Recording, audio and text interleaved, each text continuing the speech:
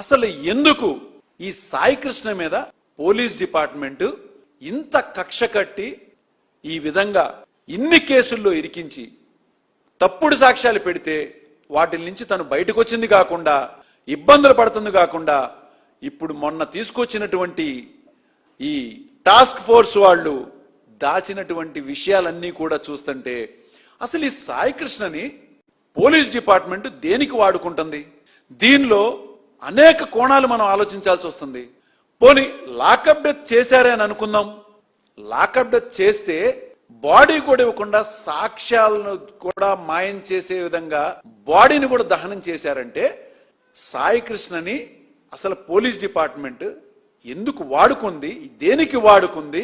ఇవన్నీ నిజాలు బయటపడాలి అంటే నాకు తెలిసి సిట్ ద్వారా పొరపాటును కూడా ఇది బయటికి రాదు. తప్పనిసరిగా ఈ కేసుని సిబిఐకి అప్పచెప్పాలి. ఇవాల్టి వరకు సిపి గారు నోరు తెరవట్లేదు, డీజీపీ గారు నోరు తెరవట్లేదు, హోంమంత్రి గారు నోరు తెరవట్లేదు, చంద్రబాబు నాయుడు గారు కూడా నోరు తెరవట్లేదు. ఒక్క ప్రెస్ మీట్ లో కూడా చెప్పట్లా. కానీ వాళ్ళ మీడియాల్లో మాత్రం ఇతను ఒక పెద్ద క్రిమినల్, రేపిస్ట్ ఇవన్నీ చెప్పారు. దేశంలోనే చాలా భయపడే విధంగా పోలీస్ డిపార్ట్మెంట్ అంటే రక్షణ కలిగిస్తారు.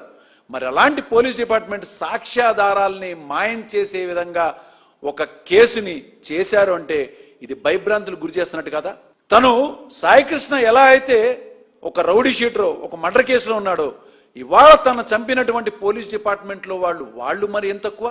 వాళ్ళు కూడా రౌడీ షీటర్ కంటే ఎక్కువే కదా. సాక్ష్యాధారాలను కూడా మాయం చేసే దిశగా వెళ్ళారంటే ఎంతకన్నా పెద్ద నోటోరియస్ క్రిమినల్సే కదా.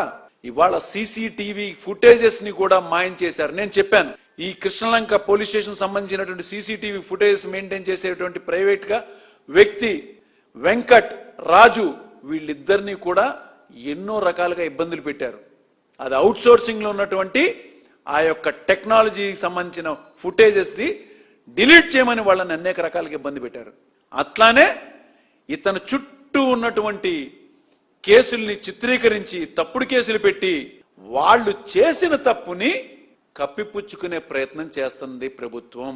అంటే తప్పనిసరిగా దీని వెనక ఉన్నటువంటి వ్యక్తులు బయటికి రావాలి. అలా రావాలి అంటే సిట్టు వల్ల కాదు, సిబిఐ దర్యాప్తు జరిపితేనే దీనిలో వాస్తవాలు బయటకు వస్తాయని చెప్పని ఆ రోజున మేము ముఖ్యంగా వైఎస్ఆర్సీపీ అధినాయకుడైనటువంటి జగన్మోహన్ రెడ్డి గారు బాధిత కుటుంబానికి న్యాయం జరగాలని వెళ్తే ఒక్కసారిగా ఉలిక్కి పడినటువంటి ప్రభుత్వం ఇవాళ దాన్ని కప్పిపుచ్చడానికి చేస్తున్నటువంటి ఇవన్నీ బయటికి రావడానికి ఏకైక మార్గం సిబిఐ అని చెప్పని మేము డిమాండ్ చేస్తున్నాం.